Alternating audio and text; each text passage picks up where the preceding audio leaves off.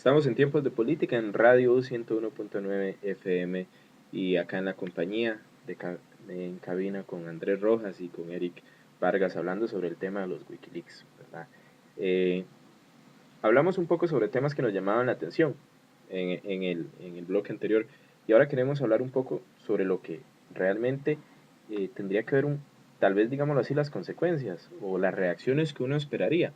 Por ejemplo, ahora mencionamos el caso de lo que fue la, la denuncia que hizo en su momento la gente del No al TLC de que había interferencia de parte de la Embajada de los Estados Unidos en el proceso de referéndum y que estaban tratando de influenciar.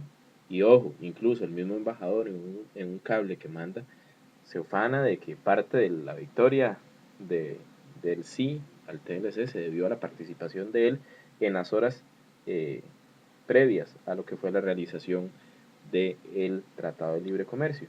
En su momento el Tribunal Supremo de Elecciones dijo que no había interferencia y etcétera, etcétera, etcétera. Cuando se dan revelaciones como estas, uno esperaría una reacción de esas instituciones. ¿Qué pasa? ¿Qué pasó? O sea, ¿dónde está el Tribunal Supremo de Elecciones? Por lo menos, yo esperaría una disculpa del Tribunal Supremo de Elecciones, principalmente de Sobrado, de Luis Antonio Sobrado, en la que diga, disculpen, qué pena, con el pueblo de Costa Rica no investigamos bien, ¿verdad? O sea, hay una responsabilidad de ellos como órgano electoral en ese tema. Y no se vale decir ahora que no sabían, porque en ese momento se dijo, era como que muy evidente y los Wikileaks lo vienen a confirmar. Sí, tampoco Entonces, era que no se ¿por supiera qué que no hay una reacción de las instituciones en ese sentido? ¿Sabe qué es lo que pasa, Nami? Yo creo que tal vez se dirige, y es lo que vos apuntabas, de lo precario que estamos en cuanto a educación democrática. ¿Qué es lo que va a pasar con esto? Desgraciadamente, en el momento que se estalla esto es un boom, pero en cuestión de 3 semanas, un mes, ya nadie se va a acordar de esto. Si acaso la gente que investiga, que lee diarios o intelectuales, y por eso tal vez ahí contesto tu pregunta, ¿por qué no salen las autoridades de las instituciones a venir a dar la cara? ¿Por qué? Porque ellos dicen, pues sí, si este pueblo nos tolera que no le demos cuentas, les tolera que nosotros hagamos lo que queramos con la administración pública, entonces, ¿para qué voy a gastar esfuerzos en esto si al fin y al cabo en 3 semanas, un mes, nadie se va a acordar de esto? Entonces me parece que, ahora bien, conociendo todo esto, no tenemos, y es lo que yo decía al principio, sorprendernos y rasgarnos las vestiduras de lo que está pasando, sino simplemente aprovechar esta oportunidad que son estos cables para mejorar lo que no se está haciendo bien.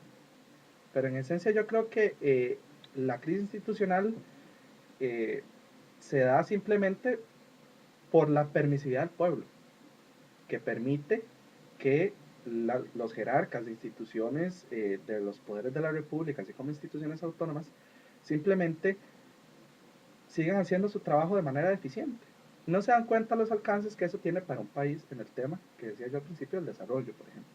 Entonces, yo creo que ahí es, por ejemplo, las causas donde los sindicatos de este país deberían salir a las calles y decir, ok, mire, está pasando esto, pueblo, unámonos, levantemos, pidamos cuentas pronto. Pero Desgraciadamente no pasa. la protesta en este país se ha criminalizado desde el combo. Sí.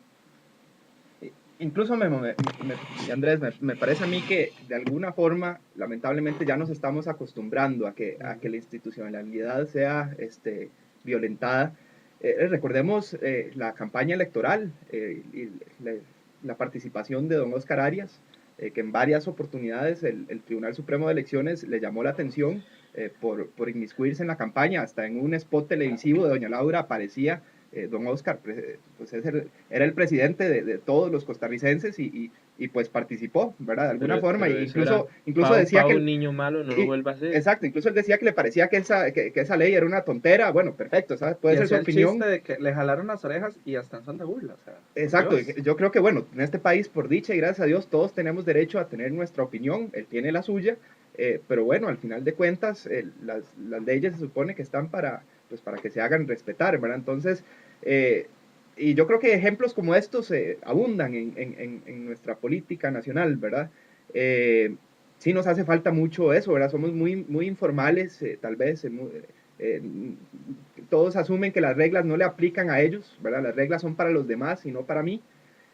yo me la juego y no me pasa nada, ¿verdad? Entonces eso es un poquito el problema y es una permisividad que ya ustedes también comentaban. Y sí, lo malo de esto es que así como ustedes apuntan que no reaccionamos con esto de los Wikileaks, bueno, tampoco reaccionamos en media campaña política, no hubo tampoco mayor reacción cuando el asunto era del TLC. Así que bueno, eso es un poco preocupante, ¿verdad? Y bueno, ahí queda la pregunta de cómo hacer para recuperar esa institucionalidad, cómo hacer para que las reglas rijan para todos por igual. Hay otro tema que, digamos, también deja, pero peor, al Poder Judicial. No sé si ustedes recuerdan hace varias semanas cuando se dio el escandalito la llamada de Rodrigo Arias a Tijerino, y que Tijerino llamó al fiscal para ver cómo estaba el asunto, etcétera.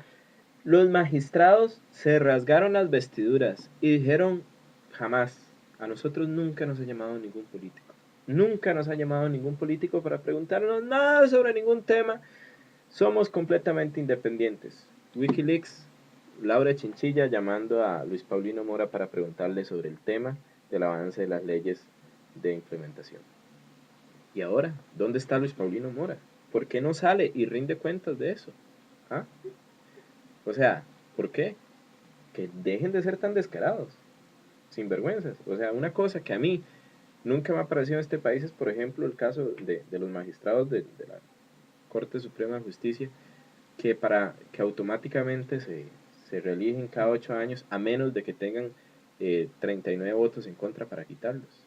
¿Qué es eso? O sea, son funcionarios públicos igual que el resto y hay que pedirles resultados de su gestión. Hay que pedirles resultados. Y eso a mí nunca me ha parecido. Y cuando suceden cosas como estas, que lo que revelan es que efectivamente la división de poderes está más violentada ahora que nunca, ¿qué podemos esperar? ¿Verdad? Sí, Guillermo, yo creo que, bueno, lo que nos queda es tenerle fe a la democracia, en realidad. Yo creo que si la democracia tiene errores, no es, o si tenemos grandes problemas en el funcionamiento, la operación de nuestra democracia, no es motivo como para buscar una alternativa autoritaria o antidemocrática, más bien todo lo contrario. Me parece a mí que el juego democrático con los pesos y contrapesos de alguna forma irá balanceando estos asuntos, ¿verdad? Apuntó Andrés y es cierto que aquí grandes escándalos en 3 días se olvidan. Bueno, vamos a ver, yo quiero creer que tal vez no, ¿verdad? Yo quiero creer que, que tal vez llega el momento donde ya la reacción de la sociedad se hace sentir y se refleja en las urnas. Incluso también en lo que es el juego político, veamos cómo, por ejemplo, el rol o el poder que estaba asumiendo don Rodrigo Arias, poniendo en jaque un poco a la presidencia de doña Laura, bueno, de alguna forma, ahora doña Laura como que se sacó el clavo, por así decirlo, de alguna manera, ¿verdad? Entregando los documentos del BESI a la comisión investigadora en la asamblea, y ahora sí lo puso en aprietos, ¿verdad? Entonces, de alguna forma el juego democrático tiene también sus formas de balancear las cosas, ¿verdad? Yo siento, Eric y Guillermo, que tal vez acá lo que procede o esta es el chance, digamos, o el tiempo de los grupos de presión de este país, para que se levanten, para que hagan todo el escándalo que quieran, obviamente mesurado, ¿verdad? Tampoco es que estamos aquí llamando al desorden social, sino que simplemente los grupos de presión deberían de, ahora sí, enarbolar la bandera de la democracia costarricense y decir, ok, un momento, esto aquí nos está llevando hacia el camino a la perdición y necesitamos ver cómo hacemos para mejorar las situaciones. Cuando yo digo grupos de intereses, ¿a qué me refiero? Los sindicatos de instituciones, que esos son contrapesos importantes para la agencia, porque vamos a ser francos, o sea, el Estado, si bien es cierto, es poderoso, pero no es todopoderoso. Entonces se necesita todos estos mecanismos de control casi que auxiliares para tratar de mejorar las cosas. Por eso yo no me escandalizo por la situación. Yo esperaría, y tal vez respondiendo a lo que vos decías, Eric, de confiar en la democracia, sí, y aparte yo creo que debería invertirse un poco más en educación democrática, no simplemente porque ese es un tema de talleres sin cerronas, sino es que simplemente esa es la herramienta para nosotros poder mejorar lo que no se está haciendo bien. Quiero rescatar ahí nada más un punto que me parece importantísimo. que señala Andrés, y es que los ticos estamos acostumbrados, nos encanta hacer berrinche. Todos nos encanta quejarnos, nos encanta criticar, nos Pero encanta no hacer decirles nada. a todos Proponer, ladrones, nada. corruptos, Pero no hacer nada.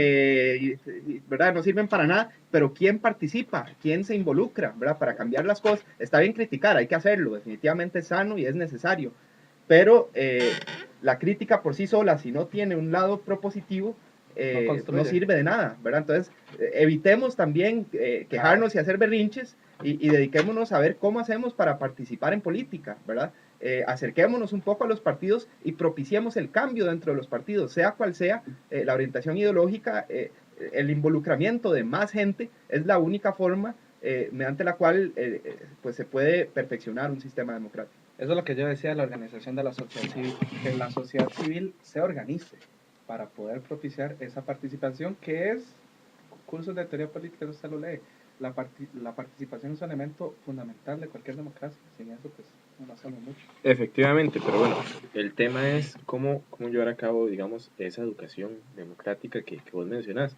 Cuando, por ejemplo, se supone que el instrumento a través del cual el Estado costarricense lo hace es a través de las clases de cívica en los colegios y realmente es una materia que se ve con desprecio, De desprecio, de relleno, y realmente las nuevas generaciones van perdiendo eso, ¿verdad? Van perdiendo y tenemos que ser claros en un aspecto, o sea, la responsabilidad principal está en la ciudadanía.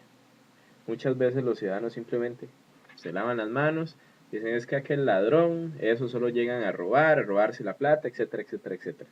Pero la responsabilidad primordial de lo que hacen los gobernantes está en el pueblo, en la ciudadanía, porque son ellos quienes los nombran y son ellos quienes tienen también la capacidad y el poder de llegar y solicitar que se rindan cuentas al respecto de lo que son las actuaciones que ellos tienen. Pero así es, no, tal vez le agrego, bueno, importantísimo el tema de la educación formal, ¿verdad? También yo creo que una responsabilidad muy grande la tienen los partidos políticos, ¿verdad? Yo creo que los partidos políticos tienen que abrirse, tienen que abrir canales de participación para la ciudadanía. No es solo pegar banderas y ir a... No pusieron un puesto. Exacto, sino que es aportar ideas, ¿verdad? Buscar soluciones a los problemas de las comunidades. Y entonces, bueno, yo creo que ahí los partidos políticos debieran ser el canal mediante el cual toda esa participación pues se canaliza adecuadamente y creo que esa es la forma también en fortalecer los grupos, por ejemplo, de mujeres, de juventud, trabajadores, que normalmente se ven simplemente como reuniones de clubes sociales, incluso para el adoctrinamiento, que es lo más grave. ¿Por qué no reorientar esos esfuerzos para poder simplemente educar, que nos hace tanta falta? Pero bueno, eso sería el mundo ideal de los muchachos de tiempos de política, ¿verdad? Les agradecemos por su sintonía. Hoy les estuvieron acompañando Eric Vargas, Andrés Rojas y quienes saluda Guillermo Morales. Los dejamos en compañía de Milda Virels y de nuevo pues agradecerle a nuestra compañera Chailin que nos acompaña, bueno, nos manda desde los controles y pues ya nos está regañando porque nos estamos pasando, ¿verdad? Entonces ya casi viene Martín y compañía acá en Milda Virels. Muy buenas noches y hasta la próxima semana.